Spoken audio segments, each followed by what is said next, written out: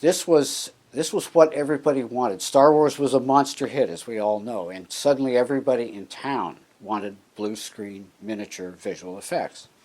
So there was a lot of work for a lot of us, and a bunch of us got in around the same time working for Magicam, and then we all branched out and went in different directions.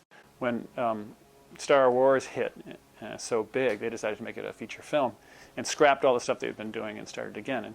And they recruited a couple of my classmates, Tom Pock and Chris Ross, out of Art Center, and they were both good friends. And Chris Ross said he dropped straight out of school and said, I'm going to design intergalactic spaceships for a living. That sounded really good to me. So I started pestering Tom and Chris for a job, and it took a long time, but by I think May '78, I got on board. On Star Trek, I actually worked for 3 different companies. I worked for Magicam, and then for Bob Abel and Associates, and then Bob Abel's company was fired from the job, and Doug Trumbull stepped in to supervise the visual effects work. And so he made a huge deal with Paramount Pictures to get his equipment back from Close Encounters and his show scan development project, and split up the work between that newly formed group and Apogee, which is John Dykstra's company. They came into our facility in Hollywood that was Abel's so-called French knitting mills company, because that was the name over the top of the building, and sort of divided up the model crew. And I wanted to go to Apogee because Tom Pock was going there, and some of my other friends were going there, and I thought that was where the real work was going to be. And so I went out to interview at Apogee. They thought they had enough people there, and so I felt kind of like, oh, what's going to happen now? Bill Millar was actually the guy that sort of coordinated all the motion or the movements of the crews between the Apogee facility and the Macrae facility in Marina del Rey. I ended up going down to Marina del Rey, where there was no model shop. We just had a little room, not much larger than the room that we're in right now, and turned out to be the best thing that ever happened to me. And so I ended up working for Doug Trumbull to finish that job off. When Bob Abel closed down, Dick Singleton left the project, and Russ Simpson had left Magicam and come on board the Abel crew too, and he came down to Macrae and was the de facto head of the model shop. Then during the course of that work, then Greg Jein, who had worked for Doug Trumbull on Close Encounters of the Third Kind, had been busy off doing 1941 for Spielberg, but that finished up, and so he became available, and Doug hired Greg to start a second model crew right around the corner, a block from the building we were in, to build some of the V'ger stuff for the end. Actually, Apogee built more of V'ger, but Greg did a lot of these oddball things like the crystal steps and a lot of other parts of V'ger, and he had a busy little crew going around the corner too. There was a lot of work to be done. We had I believe it was at least 2 split crews, and it's almost 24/7. And Doug Trumbull took over the job of the visual effects for Star Trek, and we moved from Hollywood down to Marina del Rey into the building that eventually became Boss Film. But at the time it was called STOIC, Star Trek Optical Enterprises Inc. company. So it was the model shop, the stages, accounting, everything was there. We spent a year as Star Trek Optical doing Star Trek with Doug Trumbull as the boss. We had a small model shop that had maybe 5 people in it, but some stellar model makers, Mark Stetson being one of them. I was the painter. So I painted all the miniatures and did a lot of airbrushed background artwork, nebulas and galaxies and stuff. And Leslie Ekker was kind of the design guy. I had met Mark Stetson at Art Center College because we were in the same major. He was a couple of terms ahead of me. And he had taken a term off to do some work as a model maker. And Mark had been trained in pattern making back east. I think he'd worked at General Electric's product design lab. And so he was a skilled model maker, and he had gotten a job in Hollywood working on Star Trek the Motion Picture, the first Star Trek movie. And he was on the team of guys building the first Enterprise model. And so I just graduated, and I was literally, I remember it as if it were yesterday, sitting around in the living room and just sort of musing about how I would find my first job, having really no idea how to do that. Because in those days, Art Center didn't teach you anything about that. And Mark said, well, you know, my boss is looking for a couple of designers. You should go in and show him your book. And so I think about 12 of us went in, and he hired 2 of us. And I was one of the lucky guys. And so really my first film work was as a designer. And we were asked to design small areas of spaceships that hadn't been attended to by the art department. And, you know, model makers like to work from drawings often, at least in those days especially. And so like the engine nacelle of the Klingon ship, or one of the little accessory ships around the Enterprise, things like that, I was asked to design. That was really fun. And that job morphed into several other jobs on the same picture. It was a crazy production, and we were hired by Robert, Abel and Associates, who in a period of a year and several $1 million hadn't produced a frame of film. So only a few weeks after we were hired, we were all fired because the studio pulled the job from the company, and immediately rehired instantaneously by this guy, Doug Trumbull, who I had never heard of. Lots of other guys seemed to know who he was.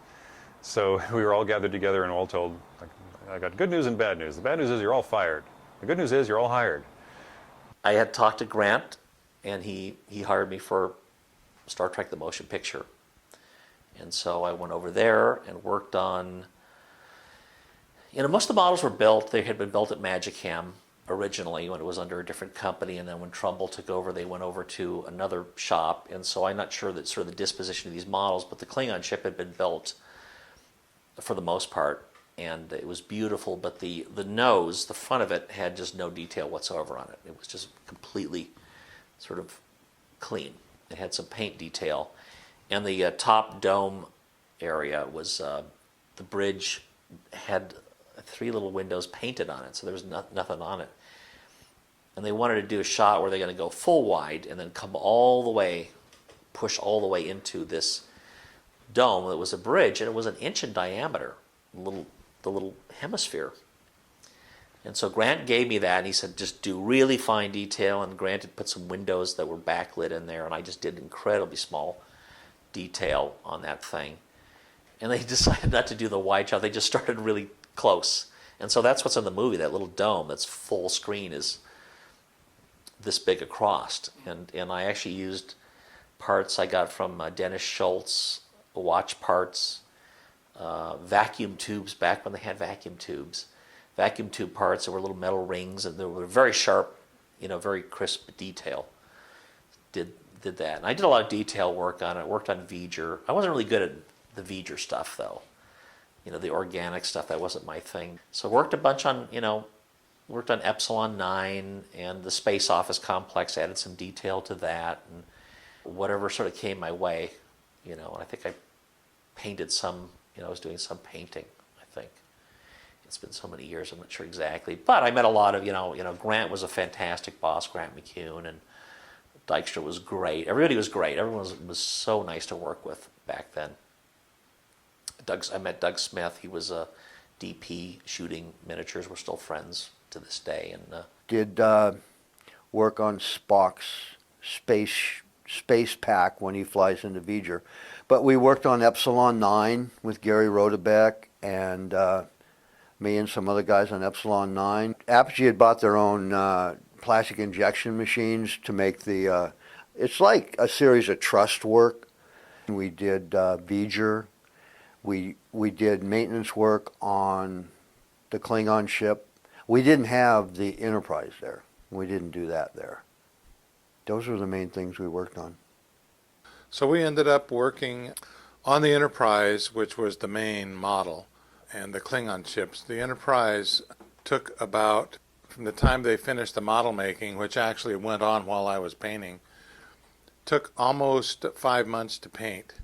It was all automotive acrylic paints, all of which were new to me. You know, I was an art airbrush kind of guy. And so everything that we did in the little shop obviously went out onto the motion control stage, where Dave Stewart was photographer, camera guy, and Doug Trumbull, of course, was our boss. And we worked hellacious hours, sometimes up to 15 and a half hours a day, which gave us just enough time to get home and sleep to have our official 8 hours off and a half-hour drive time, because we were by that time we were all in the union, because it was a Paramount picture. which was lucky for all of us because we got into the union and we were able to, on that one show, get our one card. Anyway, we had kind of a special little situation, and we were a pretty tight-knit little group. I actually lived in the model shop for an amount of time. I had no apartment or house. So we ended up on that project for, I think, a year. It was very close to a year. Brick Price Movie Miniatures, which later became Wonderworks, and I was part of his original crew. It was about 9 of us, and we really made his shop. And we got Star Trek, but he also had running Project UFO, the TV series. So we were making the spaceship of the week, the UFO of the week, and some of them are really silly. Unfortunately for Star Trek, we were all hoping to build spaceships. And no, somebody else had that. I think it was Abel had that at that time. We did props, hand props, phasers, communicators, tricorders, belt. Me and Alan Fauché built 450 belt buckles. Those are biorhythm things. And, we really got tired of that. I used to go to a lot of the local science fiction conventions around the West Coast as a kid, and I liked to collect movie memorabilia and posters and so forth. And one of the other people who collected was Jein. And I would chat with Greg at the conventions. I mean, I knew he was in the industry and that he did this work, but I never really thought about hitting him up for a job. But he hit me up. He said to me one day, hey, if you ever want to work for this, sometimes I need a lot of people. And I said, I'd love to. So he actually did end up calling me. There were a group of us who he had kind of mentioned that to, and he called us one day and said, hey, we're on Star Trek the Motion Picture. We need an army to get this thing done in time. Do you want to come to work? And needless to say, yes was the answer. It was really strange. We were in a sort of warehouse in Marina del Rey that I think they had rented just for that. At one street even, there were 3 separate facilities, all working on Star Trek at once. This was late '79 when we were working on this, and Alien, of course, had come out earlier that year and was a very big film to model makers and everyone who loved film and science fiction. And the first screenplay that I wrote, just to sort of entertain myself, was a sequel to Alien. And it was one of those things that got passed around among my friends, and a lot of them liked it very much. And we were working on the sets one day, I think it was Star Trek, working on the miniatures, and there was a copy of the script laying around, and Trumbull walked by and saw it and said, hey, what's this? And I said, oh, it's just a sequel to Alien, and it's not official or anything. And he said, did you write it? And I said, yeah. And he actually flipped it open and started reading it. And he's like, this is good. You got to get this in. And I was like, well, great. If it never goes any farther, you can't ask for a much better endorsement than that. I had left Buck Rogers because they had cut my overtime down to almost none, and I had already been hearing rumblings from Grant McCune that he was definitely staffing up because that show was sold to a certain opening date, and they had X number of shots. I mean, the list was humongous, and so it was parceled out all over town, and Grant had a large chunk of the work, and he needed people that could just basically hit the ground running.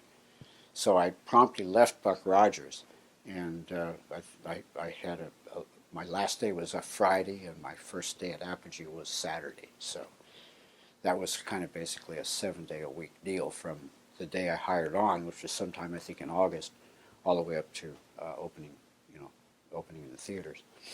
He put me to work right away with doing some exterior skin surfaces for the Virgil model. They had a lot of real estate. That model was over 50 feet long. They had a lot of real estate to cover with fairly intense, interesting looking detail based on these tiny little gouache paintings that Sid Mead had done. They're beautiful little things, but all the details on them, of course, are done with brushes that are that wide. So you really have to kind of get down close and imagine what Sid was thinking of. What's it really going to look like? And following that, how's it going to be made? So Grant just said, here, Pete, solve this. If you need some guys, grab them. So having been a crew chief already, I kind of felt like, okay, I can do that. I just jumped right in. And so I need some big, giant drawings of what that stuff looks like. Just who's Who's going to do that? Okay, Marty Klein. Marty gave me these wonderful big drawings. We duplicated them front to back so that they would, book match the right side to the left side. Laid them down on very thin sheets of surfboard foam and cut through the drawing, made all these little pierced openings to match the drawing, cut the foam through the pieces away, took the main skeletons and laid them on the vacuum form, pulled some very, very thin styrene over them, left it on there, stuck them up on the model, painted them, done. It worked. For some strange reason, it did the job. They all stuck down, they took the paint just fine, and everybody was happy. So I felt pretty good about that. Later on, there were some other things on Star Trek that were less than perfect, but it was, all in all, it was a really fun, exciting shoot.